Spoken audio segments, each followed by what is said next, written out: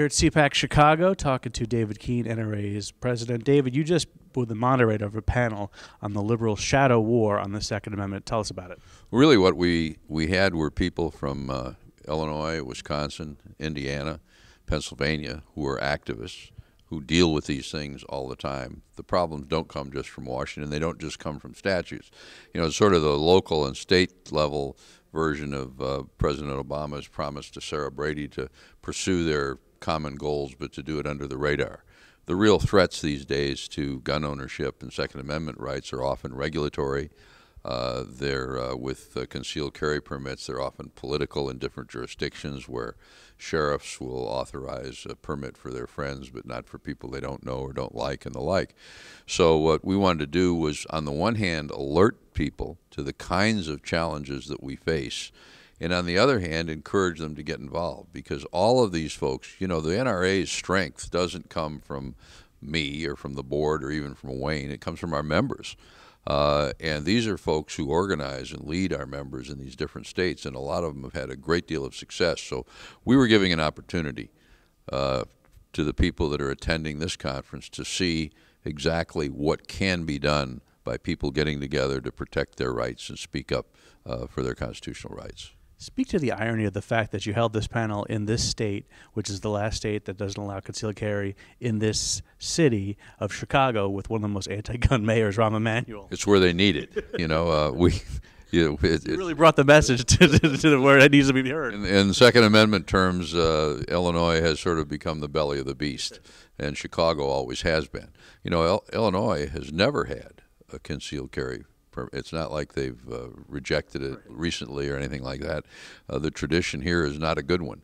And so the people here that are fighting, the Illinois Rifle and Pistol Association and NRA members, are in court right now because they are challenging on constitutional grounds the right of the state to just flat out deny people the right to carry a gun concealed, because oftentimes people need it. And if that's the case, if they win that case, which is on appeal and may go to the Supreme Court, you'll see a breakdown of some of the restrictions on concealed carry permits around the country.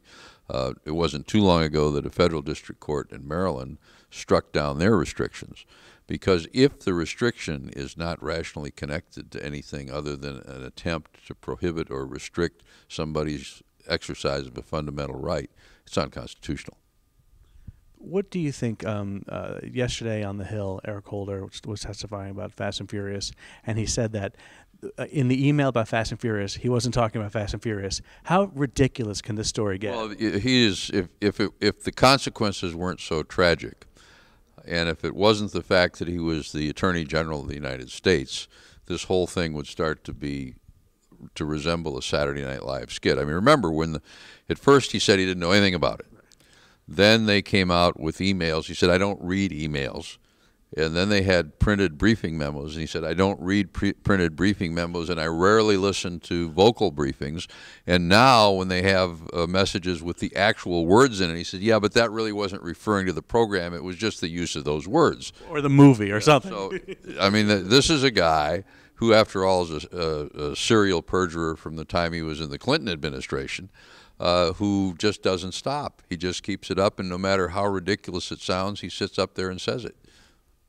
We're at the Conservative Political Action Conference, and it'll be Romney against Obama for the presidency.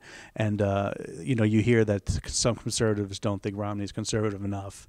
Talk to the fact that there needs to be a coalescing around Mitt Romney in terms of the Second Amendment, because if Barack Obama gets his way, talk about what happens at the Supreme Court and beyond.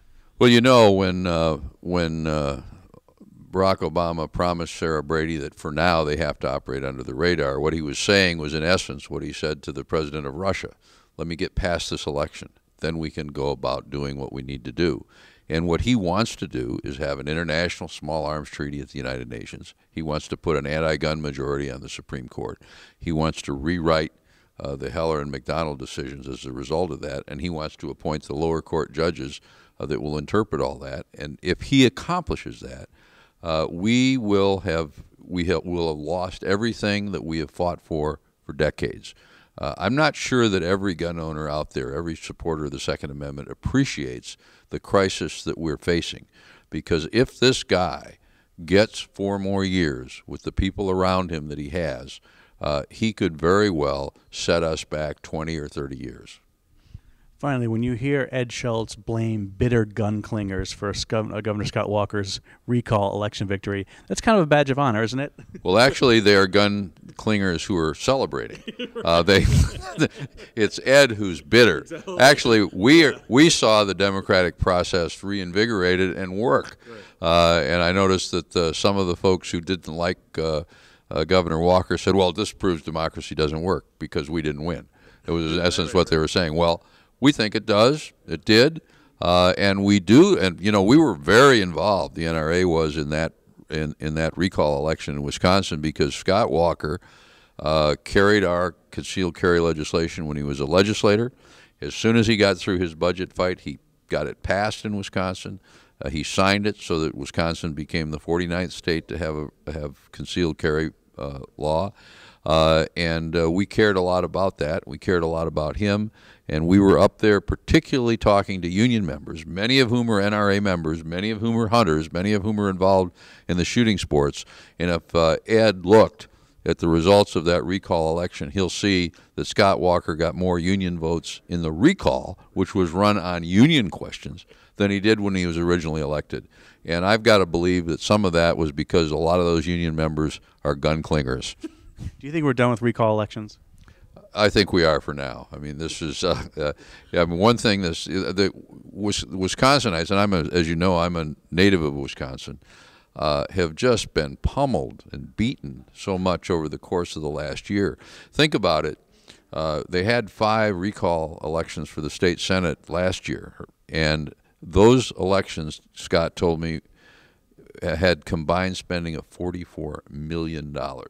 I actually ran for the state senate in Wisconsin back in the 60s and lost, thank the Lord. And we spent $10,000 in that race. And the entire race? Yeah, and the Madison newspaper denounced us for spending too much money. Now they spend $44 million without an outcome. So I think that the people of Wisconsin have really had enough of this sort of thing. Thank you, David. My pleasure.